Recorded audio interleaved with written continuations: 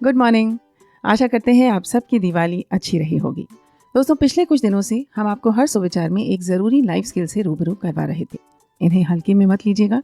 हमें मालूम है कि आप में से जितने भी लोग अपने जीवन में किसी मुकाम तक पहुंचना चाहते हैं, उन्होंने ये 9 के 9 एपिसोड्स बड़े ही ध्यान से सुने होंगे और उन्हें अपने जीवन में उतारने की कोशिश भी शुरू हो चुकी होगी।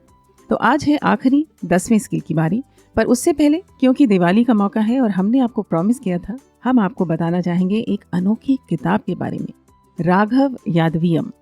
ये एक ऐसा ग्रंथ है जिसे सीधा पढ़ने पर श्री राम की कथा और उल्टा पढ़ने पर श्री कृष्ण की कथा मिलती है।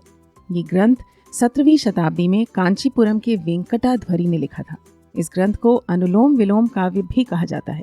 अब अनुलोम विलोम काव्य क्यों कहते हैं, ये जो लोग भी योगा करते हैं उन्हें समझ आ जाएगा। इसमें केवल 30 श्लोक हैं। इन श्लोकों को सीधे सीधे पढ़ने पर राम कथा मिलती है और उल्टा पढ़ने पर कृष्ण कथा।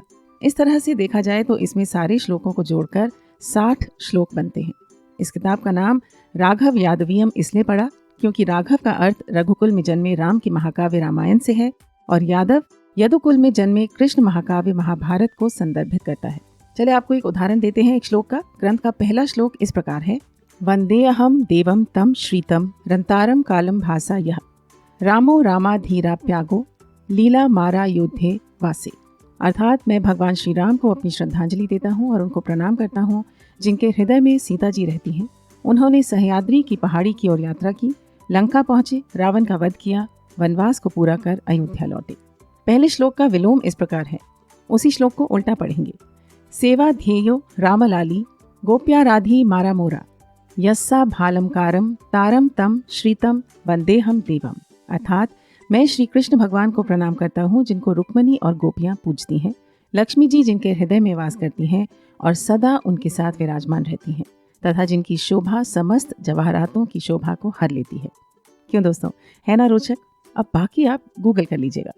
अब बात करते हैं 10वें स्किल की, जो है लोगों के साथ मिलजुल कर और हर परिस्थिति से एडजस्ट करके अपनी मंजिल तक पहुँचने का स्किल।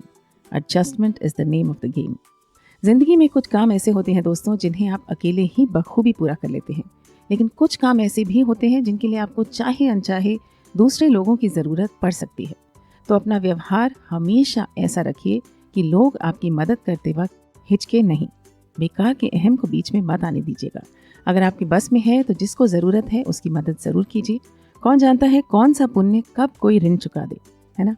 और दूसरी बात ये कि ज़िंदगी इम्तिहान लेती रहेगी अलग अलग रूप में। ऐसे में हमारे पास 2 रास्ते होते हैं, या तो दुखी हों और सोचें कि अब तो गए, अब कुछ नहीं हो सकता। लेकिन जब सोचना ही है तो क्यों ना अपनी ही तरह उन इंसानों के बारे में सोचें जिन्होंने कठिनाइयों से जूझ कर सफलता हासिल की है। अनगिनत उदाहरण है आपके आसपास, हमारे भारत में ही। उनसे प्रेरणा हासिल करें और थोड़ा परिस्थिति से लड़ते हुए, थोड़ा एडजस्ट करते हुए आगे बढ़ते जाएं। आप अकेले नहीं हैं जिसका जीवन मुश्किल है। जंगल से सबको कभी ना कभी गुजरना ही पड़ता है। किसी का जंगल छोटा है तो किसी का लंबा। तो कर लीजिए रिवाइज इन 10 स्किल्स को जो सफलता के मंत्र हैं। विचार पसंद आया हो, सुनकर अच्छा लगा हो तो लाइक और शेयर कर दीजिएगा। रोज सुबह की प्रेरक व ज्ञानपूर्ण शुरुआत करना चाहते हैं सुविचार परिवार के साथ, तो कर लें चैनल को सब्सक्राइब और दबा दें बेल आइकन को भी। आज कठिन शब्द नहीं करेंगे, बहुत लंबा हो गया सुविचार। अगर आपको कोई शब्द नहीं समझ आया है तो या तो गूगल कर लीजिएगा या आप हमसे कॉमेंट्स में पूछ लीजिएगा, हम जवाब दे देंगे। हम मिलते हैं परसों। आप सभी को गोवर्धन पूजा की ढेरों शुभकामनाएं। स्वस्थ रहें, मस्त रहें, सुविचार को सुनते रहें and have a great day.